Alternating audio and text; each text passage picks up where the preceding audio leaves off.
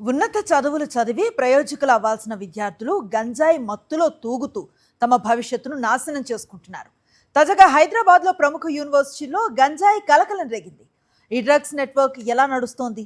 విద్యార్థులకు గంజాయి ఎక్కడి నుంచి వస్తోంది? పెడ్లర్లుగా మారుతున్నది ఎవరు? హైదరాబాద్ సెంట్రల్ యూనివర్సిటీ దేశంలోనే ఎంతో ప్రతిష్టాత్మక విద్యా సంస్థ. ఎంతో కష్టపడితే గానీ అందులో సీటు రాదు. కానీ ఇప్పుడక్కడ గంజాయి ఘాటు గట్టిగా వ్యాపిస్తోంది. హెచ్సియులో కొందరు విద్యార్థులు గంజాయికి బానిసలయ్యారన్న పక్కా సమాచారం వారం రోజుల క్రితమే తెలంగాణ నార్కోటిక్స్ బ్యూరోకు చెందిన ఈగల్ టీం పోలీసులకు అందింది. రంగంలోకి దిగిన ఈగల్ టీం ఎస్పీ గిరిధర్ బృందం పక్కా ప్రణాళికతో హెచ్సియు క్యాంపస్లో ఆకస్మిక తనిఖీలు చేపట్టింది. ఈ తనిఖీల్లో ఇద్దరు విద్యార్థులు రెడ్ హ్యాండెడ్ గా గంజాయి తీసుకుంటూ పట్టుబడ్డారు.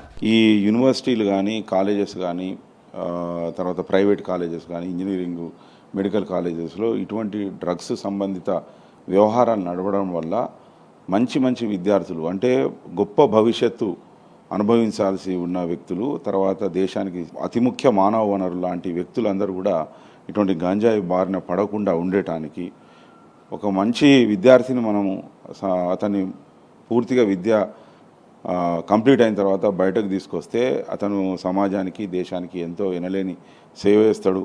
అటువంటి వాళ్ళు దారి తప్పకుండా ఉండటానికి కాలేజీ యాజమాన్యం కూడా తమ వంతు కృషి చేయాలనే ఉద్దేశంగా anti drug and safety committees ఏర్పాటు చేయాలనే ఉద్దేశంగా నిర్ణయం తీసుకోవడం జరిగింది.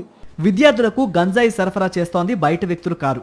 అదే యూనివర్సిటీలో చదివిన పూర్వ విద్యార్థి అని తెలిసి పోలీసులే విస్తుపోయారు. అస్సాం రాష్ట్రానికి చెందిన బిస్వజిత్ అనే విద్యార్థి ఇటీవల హెచ్సియులో థియేటర్ ఆర్ట్స్ పూర్తి చేశాడు.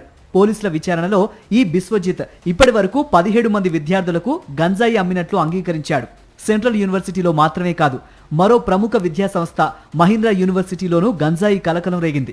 అక్కడి విద్యార్థులు కూడా గంజాయితో పట్టుబడ్డం విద్యాసంస్థ యాజమాన్యాన్ని కలవరపెడుతోంది. విద్యార్థులు విద్యాభ్యాసంపై దృష్టి పెట్టకుండా ఇలా డ్రగ్స్ ఉచ్చులో పడటంపై ప్రొఫెసర్లు తీవ్ర ఆవేదన వ్యక్తం చేస్తున్నారు. మనము కొత్త అంశాలని పరిశోధించి మనము వాటిని అవగాహన చేసుకున్నప్పుడు, కొత్త విషయాలను తెలుసుకున్నప్పుడు వచ్చేటువంటి ఆ ఆనందము, ఆ తృప్తి మనము గ్రహించగలిగినప్పుడు మనము శాస్త్ర సాంకేతిక రంగాలలో పురోగతి సాధించడంతో పాటు విద్యార్థులుగా వ్యక్తిగతంగా తమ భవిష్యత్తుకి బంగారు బాటలు వేసుకోవడానికి కూడా ఆస్కారం ఉంటుంది.